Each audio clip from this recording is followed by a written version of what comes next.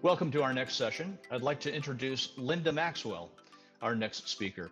Linda Maxwell is Chief Executive Officer and co-founder of Business Efficacy, a consulting practice specializing in sales manager enablement in business-to-business sales organizations of all sizes.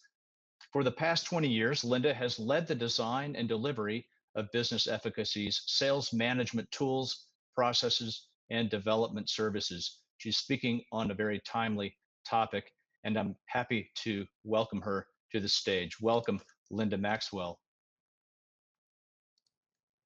Happy to be here. Great. It's great to have you. I'll let you have the floor. Okay, thank you very much. I truly am very excited to be here talking on this topic again. Back on April 9th, I did a version of what we're going to go through today for SMA via a webcast. Since April 9th, which at this point in time seems like so long ago, I've talked to many sales leaders about what are they doing, what's working, how do they know it's working? And what I found out is that the lessons I'm going to share with you today really are applicable, and not just applicable for what do you do at the beginning of like a pandemic like we've been going through, but also what do you do in the middle, which is kind of where we are right now, or even as we begin to come out. So I'm excited to share those today. And my hope, my goal for this presentation for everybody who is listening is that you'll walk away with some very pragmatic, high impact tactics that you can immediately implement back in your organizations that would matter, that would make a difference in helping your people move forward. So with that, I'm going to start with kind of a quick look back at the past and see where the commonalities are in these crises that apply to today. There's two main things at kind of the macro level. The first one is economic. So when we look at, be it the 9/11 crisis, the Great Recession, or even the one that we're experiencing today, economics were immediately impacting sales organizations. So people were cutting budgets, they were laying off people, they were kicking decisions forward, they were canceling contracts. So huge impact economically to what sales organizations had to go get done. The second piece is the emotional component. Not just the emotions of the clients and trying to engage them, but also the salespeople, really trying to keep them engaged and motivated to do what needed to be done. So huge amount of similarities between those two and what sales organizations faced, and which we're obviously very much facing today. But let's go a little bit deeper as far as the commonalities. There were three things that were very common between those three, one we're in today, and what sales organizations needed to do. The first thing is confusion. So salespeople within the organization are really wondering, what exactly is it I'm supposed to do? So they know something is significantly different, and they're really asking themselves, okay, now what? What do I need to do? And what does that look like? Some of the questions that you see listed there, interestingly, yes, were immediately, once this pandemic hit and shelter in home began to kick into gear, but it's also impacting even right now. So even if you maybe set great expectations in the beginning, 6 weeks later, which is kind of where we're at right now, they're asking the same questions again. And sometimes you're needing to change expectations. They're asking questions about the expectations on a weekly, almost daily basis, depending on your industry. So confusion, common challenge number one. Common challenge number two is the emotion that is going on. So within the salespeople, there's a lot of emotion that is holding them back from really potentially leaning in, as you would say, or being really motivated or positive about what they need to do. That is absolutely weighing heavy on everybody. Yes, in the beginning, and now a very big word that I'm hearing, particularly in the last week or so, is fatigue. Fatigue is something I'll talk about a little bit later in the presentation. So again, another common factor between the three crises. The third factor is challenges. And by challenges, what we're talking about is because people will have been asked to do something different than they had been doing, maybe being asked to do it slightly different than they had in the past, they'll be challenged with, how do I do that? Do I necessarily have the skill? Do I have the knowledge to be able to execute on whatever the expectation is within the organization? And again, common to all three. And again, there's different things that people may have been challenged with immediately when the crisis started, which is, how do I even work from home? But now it's not just how do I work from home, how do I be effective when I'm actually interacting with the customers? So the constant change around what skill or knowledge I need in order to be successful. So these three very common across all three of the crises, which really kind of can get summarized into a few items here as you look at this visual. Yes, one of the big items, if you look in the upper right, is the confusion, which is really people saying, what do I supposed to be doing? Number two, if you look in the bottom left, all this emotion that they've got really is holding them back from wanting to or engaging with the right level of energy to do what they need to do. Or bottom right, they're challenged on how to do it because of the lack of skill or knowledge that they might need in order to do the new expectation. So this is kind of our colleagues' reality in all three crises, which really means, as we kind of step back, some lessons for all of us. What was interesting back in 9/11 and in the Great Recession, I was in this business back then, and I did a case study, interestingly enough, back on the 9/11. I want to just share it really quickly because I'm seeing it come alive again today. And the case study was this. I was working with a lot of different sales organizations at the time, and I picked 4 companies that were in the same industry, kind of had the same focus, same size, and I studied what were they actually going to be doing in this crisis and what was going to be the outcome. Long story short, watch these 4 organizations, and what was fascinating is the different way in which the leaders engaged. One organization, and I'll go on both extremes here quickly, one organization was basically saying to their salespeople, customers aren't going to want to see you at this stage. You need to take care of your families, but don't go reaching out to customers. No, we don't expect you doing sales activities. And oh, by the way, we're going to have a really bad year. Opposite end of the spectrum, leaders were saying, you know what, our customers need us more than ever. We need to be reaching out. We need to be sharing with them what we're seeing, how they could potentially deal with it, what other companies like theirs are doing to deal with it. We need to almost double down of outreach that we're doing. And then the other 2 organizations were kind of in the middle. Long story short, the end of that time, the organization that said they were going to have a bad year, they did. They had a really bad year. The other organization that doubled down and was reaching out to the customers, they had a record year. And as I studied the difference between what the leaders did in both of those extremes, what was interesting is both organizations had people who were positively intending to do the right thing for their people. It was positive intent. So they had the right intention, but what they did had very different outcomes.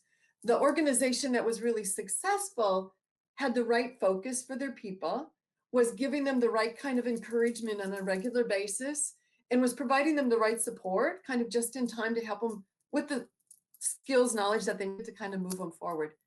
Those lessons are applying to today as well. Everywhere I go, sales managers at every level are really trying to do the right thing. However, the question is are they doing the right thing? Their intentions are in the right place, but are they doing the right behaviors? And I want to look at what those things might be at this particular stage. So if we look at the colleagues' needs, crisis is pretty simple what they want. What am I supposed to do that really matters? Upper left, upper right. How do I get encouragement to kind of do that? And then bottom right, can you help me kind of be prepared to do it? What is interesting as we look at that, it tells us a lot about what sales management's job is in these challenging times. And so again, if you kind of look at this very simple analysis or diagnostic, the upper right is focus. And that's really kind of management. Management is about setting expectations and making sure people stay kind of focused on those. They need leadership, bottom left, which is really about that inspire and motivate people to do what needs to be done. And they need coaching, that bottom right, which is help to be able to do what needs to be done in a just-in-time basis. At this point, we're really not looking at the upper left because when a crisis hits, the people that are on the job are on the job. So we're going to really look at what is it managers, leaders, and coaches can do that can impact the people you have in the jobs today. So let's look at what the two challenges are as sales leaders, sales managers at different levels try and step up to this. Challenge number one is most of us are really good and have a comfort zone with one of these three. We might be really good and comfortable with management. In other words, setting expectations, inspecting, diagnosing, holding people accountable, and that's our expertise. Or we might be really good and comfortable with leadership. We're good at inspiring and getting people excited and confident and willing to kind of move forward because there's an exciting something. And that's our comfort zone and our strength. Or we're really good at coaching, which is really rolling up our sleeves, doing pre-call planning, joint calls, modeling, role playing, those kinds of things. And that's our comfort zone and expertise. And in reality, when faced with a crisis, what we continue to see, and this goes back to the other two crises, and I'm absolutely seeing it today, when we are pushed and challenged, we double down. We double down on what we're good at, we double down on what we're comfortable with. And the reality is that's not going to help us get our people where they need to go. We really need all three of these at this particular point in time in order to have maximum impact. So challenge number one is really being aware that we need to do all three. And that doubling down on the one that we're best at isn't going to get us there. Challenge number two is even if we knew that, there's things that we don't understand about what we need to do. So yes, okay, I need to manage, lead, and coach. But if I know I'm supposed to do those things, I might not even be aware of what that looks like. So a really good manager, I might not know what I'm supposed to do in order to be a strong leader. And that causes real problems because if I don't even know what I don't know, I really can't execute on it. So it becomes real important that we kind of step back and look at what are some of the fundamentals that really in these times need to be done: management, leadership, and coaching. And that's what I'm going to peel back for you in the next 20 minutes that we're here together, is look at what are some of those things and what are some of the things that we know, which is good, but what are some of the things that are different when we're doing it in a crisis that maybe we don't know. That's what I'm going to be sharing. So let's start off with management. So management is all about helping people know what they're supposed to be doing daily, weekly, monthly. And what we all know about management, the stuff kind of, we call it the stuff we know, is yes, it's about the things that you see here, know that. What we might not know in a time of crisis, so in other words, what's missing from what we know, is what it needs to look like in these challenging times. And I picked three items that I'm continuing to see really needing to be thought through and better executed, the items that you see here. The first one that you see there is talking about, and we underlined it, today's expectations. Remember, people know that something's different. They know they're supposed to be doing something different. And they really are looking to managers to say, so what is it I'm supposed to do?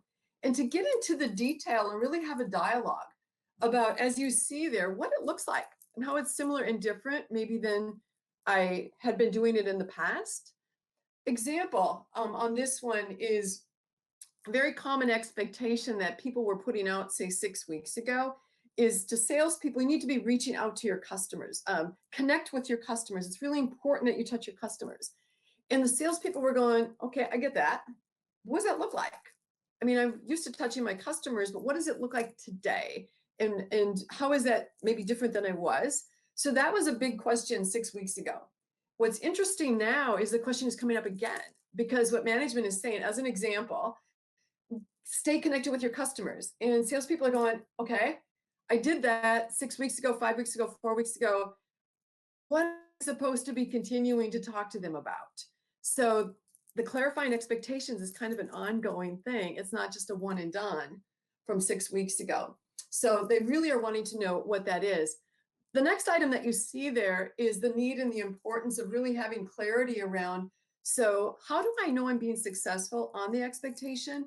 And so management needs to take the time to help them identify what is a different metrics or indicator or milestone that they're doing the expectation to the level that's adding the right kind of value. So as an example, maybe instead of measuring sales, you're measuring pipeline, just to give you an example.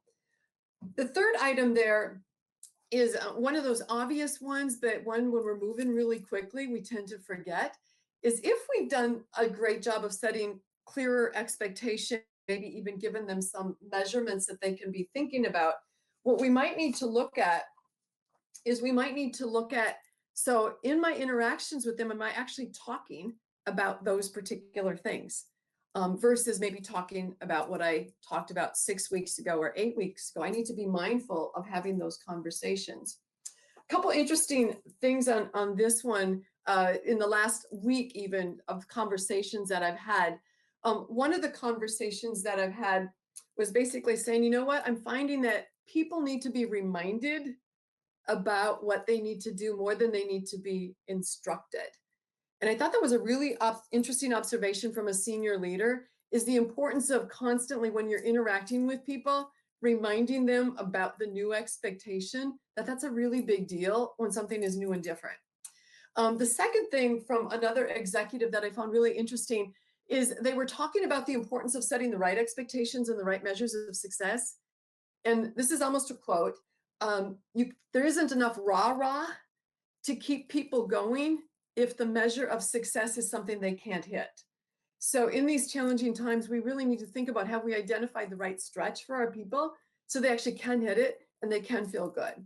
So just a couple of things to be thinking about as we look at this. So I also mentioned that I was into this case study. So I did a case study in the previous 2 crises, but I'm also doing a live case study right now. And literally daily, I'm taking notes about what I'm hearing, what's working. And so this is kind of a real-time case study. And every week as I re-update this, on the right-hand side, again, everybody's got great intentions, absolutely everybody. But what's interesting is some of the things that they're doing that they don't know aren't the things that are adding value. So we see the things that you're seeing there. And a couple of points on this particular one is the last bullet. That's the newest one that just kind of came up this week as an example. And that is a director level person was saying to me, he said, you know what, Linda, we've been doing a really great job of helping our salespeople know what they need to do and what that looks like. But sure would be nice if somebody helped me figure out what mine needed to look like. So as we think about it, the clear expectations and what are you supposed to do isn't just for our frontline salespeople. It's really for everybody at every level. So I thought that was an interesting one. So that particular organization is missing an opportunity. So what are some of the things that we're seeing that really are having an impact, a positive, significant impact?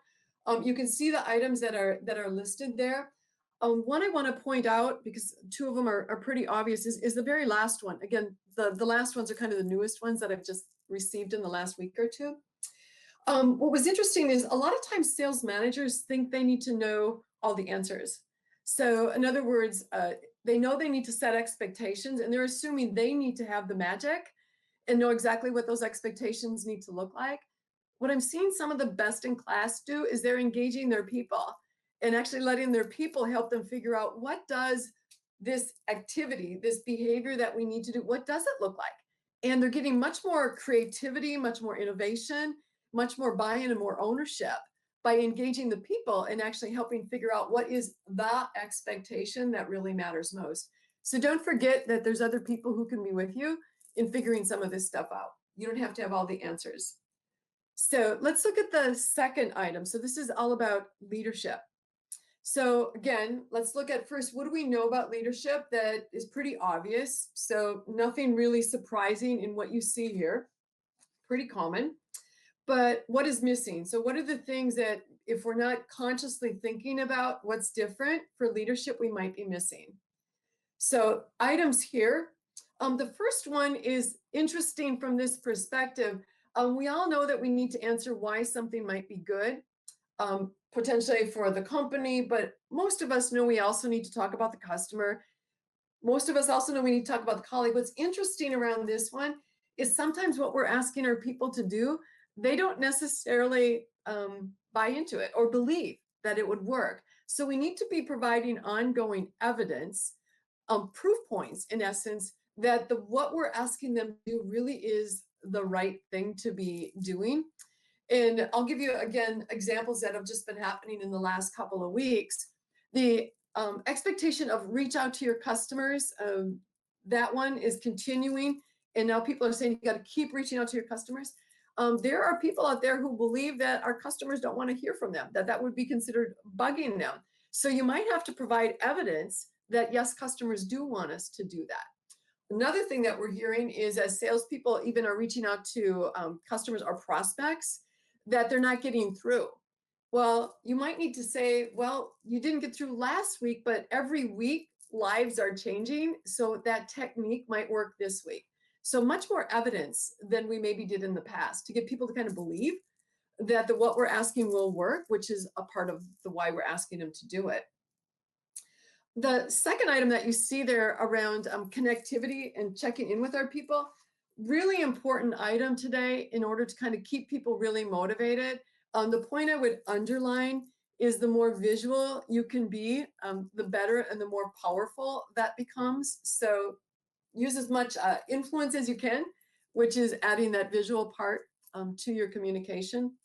The last item there around concerns, that's really about people right now, as we all know, are overwhelmed many times with kind of the reality, and we need to be careful not to go too far down into it with them.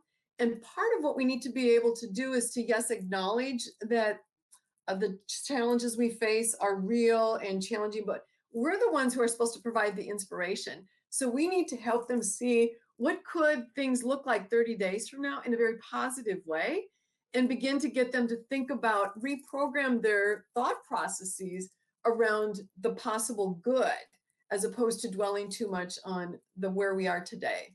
So big job of leadership today.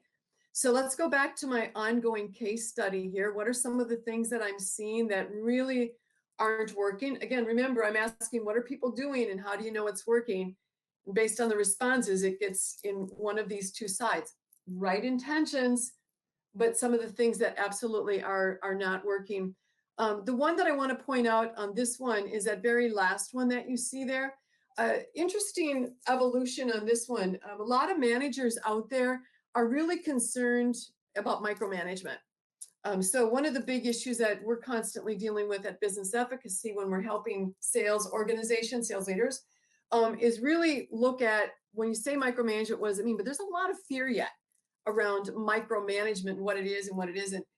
But there, at this particular point in time, some people who are actually thinking that checking in with your salespeople is micromanagement. And they're missing the point that what we're looking at is really touching them and making sure they're okay, reinforcing expectations and being kind of their cheerleader, their encouragement, their just-in-time help. So we got to be careful about what we're thinking about this micromanagement component. Look at some of the really positive and exciting tactics that are going on out there. Two things I want to point out. Fun. All of us need a little bit more fun right now. And I am seeing some real great creativity with sales leaders as it comes to getting people excited and energized. And so engaging people in fun little competitions or recognition around the activities or different milestones that they can succeed at, big time deal. And the last one is, if we're recognizing success stories, make sure that you're getting into the details around what the behaviors were that were done. Because again, these are new behaviors. Having people hear what those behaviors look like and sound like, big time deal, and really helping people be encouraged to kind of move forward with them. So let's go to the third item. So the third item that we really need to look at is coaching. So coaching, as we know, is all about helping people become more proficient, more effective in what they need to do, the knowledge and skills components. So the things that you see here, we know about those things. We know those are the things that we're supposed to do. So what's different in these challenging times? What we've been seeing, few things. Number one is probably pretty obvious that we need to identify what skill or knowledge gaps people have. Example I've mentioned earlier is maybe how to have a discipline working from home, how to do video-based sales conversations. But the thing that this one is talking about is the moment you find a big item that people don't know how to do, like be productive and effective doing video-based selling, how do you quickly, just in time, get them some help in knowing how to become proficient at it? And what I'm seeing out there is that people have to be pretty creative around where you find that help. But what managers really that are doing well and having an impact, they figure it out. They find out what the gap is and they find a way. They don't wait 30, 60, 90 days. They find a way like right now. And we need to look at interesting places to find that. The sub bullet that you see there, you might be wondering about, it says be actively involved in the learning. That's an important item from this perspective, is if your people are having to do a different behavior like video-based kind of sales, chances are you as a sales manager or sales leadership also need to be improved on that particular area. So if you're going to coach something, you probably need to know it. So more than ever before, we as sales managers and sales leaders need to be engaged in the learning our people are going through so that we can help them as follow-up. So be open to kind of engaging in whatever the learning experience is that your people need to go through. The second and third one, the interesting thing about the third one, provide quality feedback. We all know that people learn by doing, and once they've done something, really understanding what was it they did that worked so they can keep it up. What was it they did that didn't work, and how are we going to help them get better? So that whole being involved, the pre-call planning, the observations, and the post-call feedback, big time deal, because in essence, what we have to do in these critical times, we have to collapse the time frame in helping our people learn and become effective at some things that really matter. Fastest way to do that is through coaching. And that includes that pre-call, that observation, that post-call. We need to be mindful of how are we finding the time to do that and making sure that we're not skipping any piece in the process. So what am I seeing out there? A number of things. Again, right side, good intentions just aren't having the same kind of impact.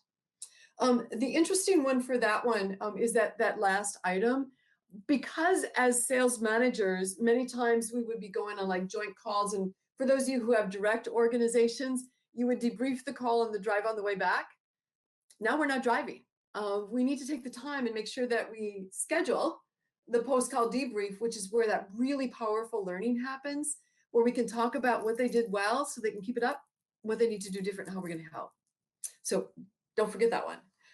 And then there's a lot of really cool things that are going on right now as far as coaching on the other side.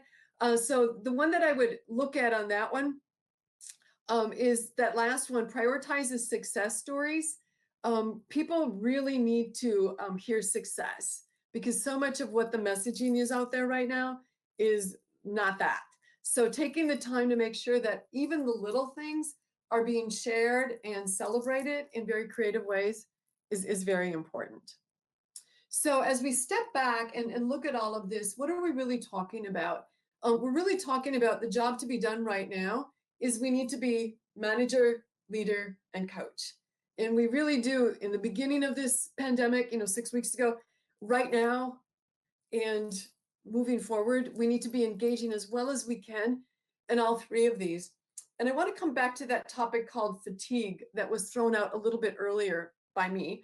I hear that a lot from different clients and different people that I'm talking to out there, is how do we help our people who are really fatigued right now? I come back to this. People can deal with fatigue and have it go away if they have an exciting expectation that they can focus on. So maybe it's an expectation of here's where we can be in the next 30 days and what that looks like, and how we can begin to celebrate the measures of success of that. So it's something that's doable. It's something that's positive. It's something they can focus on. And then to celebrate, that's a leadership part, celebrate and encourage the progress that they're making on it and giving them proof that it really does work and it really does matter. And then working side by side with them as they go about trying to put these things into execution on skills that they need today. But oh, by the way, as many of us are already recognizing, this is going to be a part of our future. Sales is changing, and we probably, whatever skills we're learning right now, are going to be a part of our future. So fatigue can be tackled by really stepping up to these particular items. And the last point I want to mention is people are talking about sales managers' time. And somebody said this the other day, and I thought this was really fascinating. And they basically were saying in these challenging times, we need to spend more quantity of time on leadership and coaching. And as we talked about it, what became really obvious is step one is you got to set the expectation. People need to know what they're supposed to do, because otherwise there's nothing to encourage them to do and there's nothing to train them on, right? So step one is expectations, but then step 2 and 3 is the leadership and coaching. That's where the quantity of engagement from leaders really needs to take on. Start with the management piece, but then we got to spend more time in the leadership and coaching. So hopefully you've all found this of value, and you've got some pragmatic, high impact tactics that you could do. We're very committed to helping everybody that we can out there. Through the month of May, we are offering a complimentary consultation. So if you want to have more dialogue about what I've been talking about or how it applies to your organization, please feel free to reach out to us. We will be doing this throughout the entire month of May. So thank you very much for listening, and look forward to kind of hearing about your journey as well. Thank you. Back over to you, Bob. Linda Maxwell, thank you so much. I really appreciate your insight and a great presentation. Happy to be here, Bob. Thank you.